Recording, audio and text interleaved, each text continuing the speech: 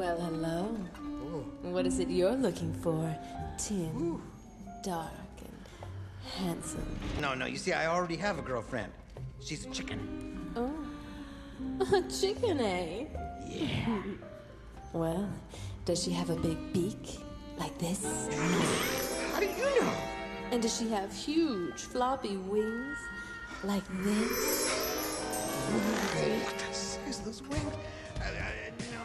That's right, it's the Muppets Wizard of Oz. This was the last Muppets film to get a VHS release, the end of an era, and what a strange way to go out. Would you believe this is perhaps the freakiest, strangest, horniest Muppet flick to ever exist and went straight to television? They used to play reruns of this shit on ABC Family, a Muppet movie where Pepe rubs Robot Gonzo's titties. Interesting. Hey, what do these do?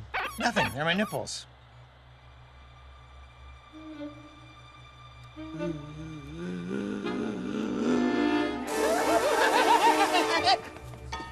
feel dirty! This was the first major Muppet release after Disney purchased the brand, and it's almost like they heard all the claims that they would make the Muppets too kiddie or sanitized, and it's like they overcompensated. There was a bit of controversy after this one dropped, with some critics and fans claiming it was too inappropriate. Like I've said, Muppets have always struck a very precise balance of being for everyone, appropriate and enjoyable for all ages, which is so particular. Like if we looked at the spectrum of Muppets humor, Kermit's Swamp Years would be on the absolute goo-ga-goober grow-up plan end, explicitly for babies, while Muppet Wizard of Oz supposedly is on the adult end of things. If you're a pussy, yeah, I said it. After watching it, I'd argue it's a smidge more outwardly adult than the typical Muppet movie, but nothing to get worked up over. Unless you're a pearl-clutching baboon, and you know what? I like this one. That's right, I said it. It's funny, and it's crude, and it's a neat little Muppet television special that dropped on May 20th, 2005. Which is probably why I totally missed out on watching this one, because I was a little preoccupied with a different Frank Oz film that weekend. I think continuing the Muppet adaptation trend wasn't a bad move, and choosing the Wizard of Oz of all things is a pretty solid choice. But this is a modernized retelling, now starring Ashanti, Queen Latifah, and Quentin Tarantino. What? Oh my god, we're a step closer to finally getting that Muppet Pulp Fiction. That's a pretty magnificent cast, and if things couldn't get any cooler, the movie opens with a banging-ass Ashanti hit, Kansas. Where of course, in 2000s fashion, the saturation highlights are super blown out like a solar flare is about to engulf the entire planet. Rather than a farm, Ashanti Dorothy lives in a trailer park and works with her uncle and aunt at a family diner. And rather than a little pet dog, Toto is her pet king prawn. Yeah, this is about to be peak. Stuck in her little town, she has big plans to finally become a star! And wants to audition for the Muppets, who are touring the nation looking for some prime young talent. Okay, guys, if you gotta go, go. Next stop, Nebraska. Who'd have thought it'd be so hard to find an all-American girl with talent? Yeah! How do the producers of Girls Gone Wild do it? Okay, yeah, that's pretty adult, but come on, it's your boy Rizzo, that's like his thing. Ashanti ends up missing the audition and a tornado ends up sweeping the trailer park. And of course, while everyone's trying to evacuate, her ass pulls a Kevin Costner and stays behind. Hey! I forgot Toto! No, it's just a shrimp! He's not a shrimp, he's a king pie! What ensues is a retelling of Wizard of Oz, with Pepe as Toto, Kermit as the Scarecrow, Fozzie as the Cowardly Lion, and Gonzo is a modernized Tin Man, being a robot with an elite hacker server room thing, and nipples apparently.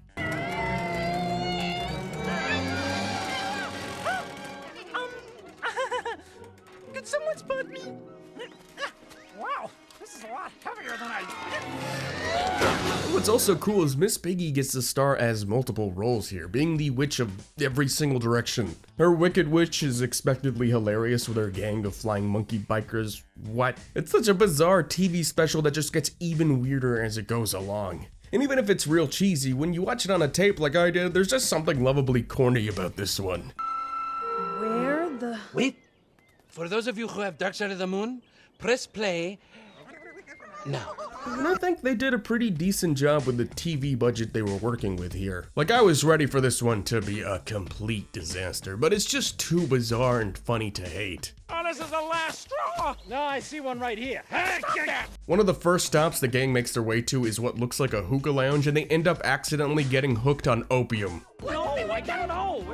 You know, the bathrooms here are so comfortable, okay? And I just love how the rats clear this place out.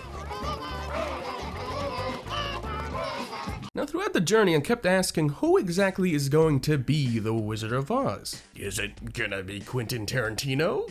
He's the big name we haven't seen yet, it's a fair guess. But oh, I mean, wouldn't it be a missed opportunity if it wasn't, you know, Frank Oz? You know, one of the actual key figures literally pulling the strings? Nope, they do a joke about it though. Hi there, Mr. Oz. Are you by chance in relation to Frank Oz? I'll take that as a no. So when Dorothy and the Muppets arrive to the Wizard, they enter one by one, and this is where we get the peak insanity. Gonzo gets CGI big booba chicken, causing millions of viewers to scream in agony and perhaps also arousal, live on ABC. Thanks for joining us for tonight's presentation of the Muppets Wizard of Oz. Hey, Michael, do you like the movie so far? Absolutely. You guys always crack me up. Oh, good. So what was your biggest challenge in making this movie? Well, I guess I'd have to say living with the sin of creating a giant CGI chicken booba. So just as Miss Piggy and Dorothy are about to have their final battle, that's when we get perhaps the best Muppet cameo since Orson Welles in the first movie. Finally, Tarantino. Then, just as Dorothy and the Wicked Witch charge at each other, bam! Blowout fight scene. The gals whip out these huge samurai swords. I'm talking walking on walls. I'm talking explosions everywhere.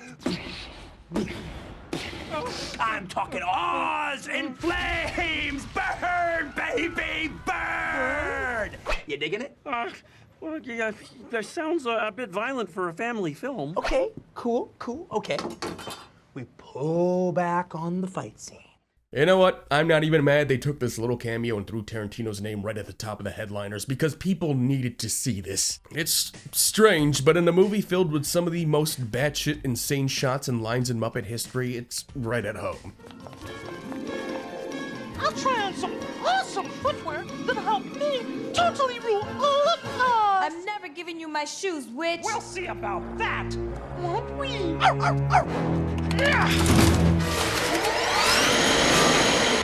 Any last words before suffering the agony of defeat? Wait, hold that.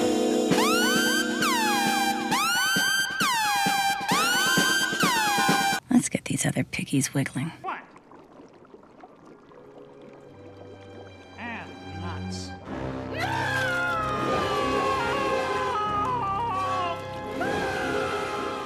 Somehow the reveal of the wizard ends up being the most disappointing thing about it.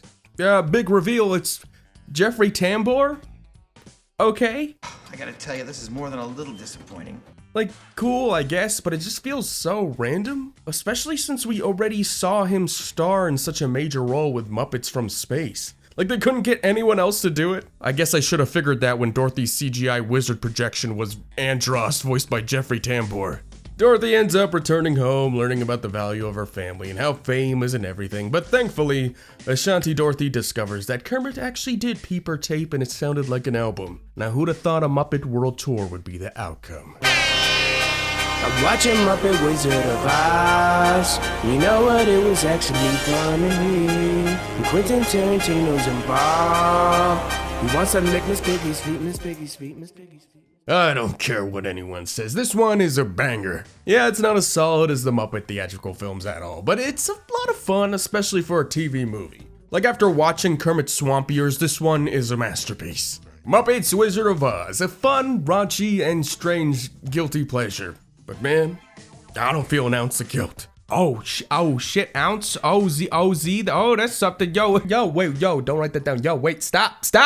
Scooter turning into a big, busty vampire vixen who explodes in a sea of crimson blood. All done in the classic Japanese anime style, you know, like for the kids.